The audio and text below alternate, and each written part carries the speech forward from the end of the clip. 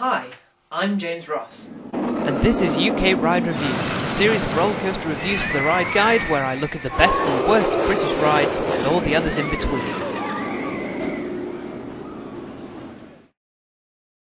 To kick the series off, here's one of the most popular rides in the country, Nemesis at Alton Towers. The year is 1994. This year, Blackpool Pleasure Beach opened the terrifying, monstrous Pepsi Max Big One. Also this year, Drayton Manor opened Shockwave. Luckily, Alton Towers didn't miss out on the fun. They pulled out all the stops to bring in a new ride to make guests flock to the park. John Wardley worked on the design of the ride, and B&M were contacted about their inverted coaster model.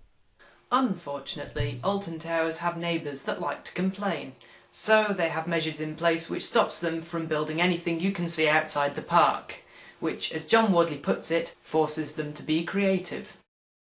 Under this forced creativity, Alton Towers blasted a hole in the ground and built Nemesis. This means that the ride stayed hidden from view, but also they had some height to play around with. But anyway, enough history, on with the review.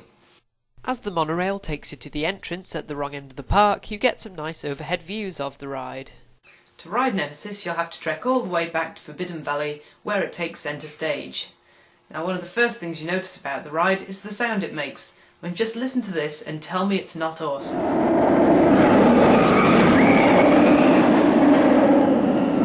Of course, the noise does give neighbours more legal ammo to hurl in Alton Towers' direction. You'll also notice the theming. The station is a giant alien, there are fake bits of tracks supposedly being consumed by the alien, and let's not forget the rivers of blood, or more accurately, the river of diluted cherryade. The overall image is supposed to intimidate you, and to some extent it's a success. But of course, if you don't know the backstory, you may be slightly confused as to why there's a large alien parked in the middle of a crater. There isn't scenery adorning every single surface, but there's enough to give the area a good atmosphere. Onto the queue. Fortunately, we don't spend long here considering the ride's popularity, because Nemesis chucks trains out at a storming rate. This is thanks to the speedy batching and restraint checking that happens in the station. If you are unfortunate to have to wait in the full queue, then this might not be such a bad thing either, because, and as much as it pains me to say this, Nemesis has a well-designed queue. You start by weaving into the trees away from the ride, and then you catch a glimpse of the lift hill drop-off. As you work your way through the queue, you get closer and closer to the ride, building anticipation until near the end you stop right next to the loop, where trains fly towards you at 50 miles an hour. And then once you get into the station, you have the Nemesis theme music, a really well-composed atmospheric piece which accentuates the ride's dark ambience. Nemesis is viewed by some as being one of the best rides in the world, so let's see the layout. The train begins by gathering speed down into the first inversion, which is a corkscrew. It's surprisingly forceful, but not as forceful as what follows, which is a downward helix. It really tries to rip you out of your seat before throwing you over the station in a zero-G roll, almost missing it. After a brief turnaround, the train dives down into a vertical loop. This is also very powerful.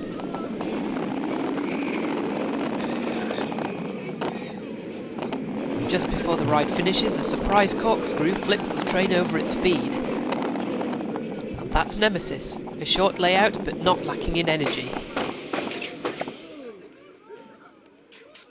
For me, there are three highlights. There's the uber-powerful helix, then there's the near miss over the station where riders curl into a fetal position, and finally the surprise corkscrew, which really whips the train round and can catch new riders off guard. There are a few dead spots during the ride, but these are mainly used for turning the train round, rather than just because the designers ran out of ideas.